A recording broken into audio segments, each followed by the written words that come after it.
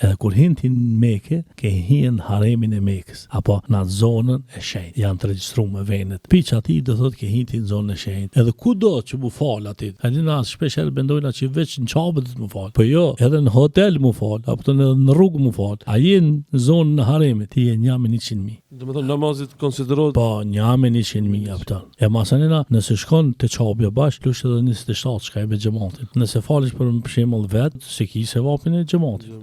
Ama do thotë ki 1.100.000. Pse se ke shku ti në zonën e shenjtë aty. E kapi dietarëve islam, si për shembull kushërini pejgamberit sallallahu alaihi wasallam, Ibn Abbas.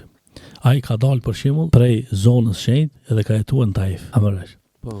Ka thonë që ashtu që shumë fishohen se vapet, shumë fishohen edhe gjënohet. E unë e pëtut në pi gjënoheve.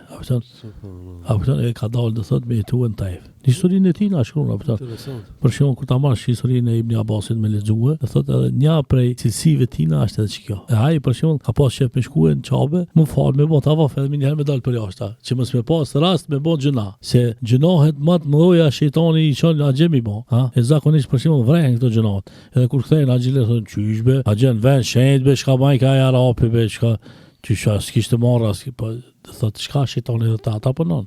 Te krejt njerëzit do thot punon. E Çabja do thot është vend i shenjtë.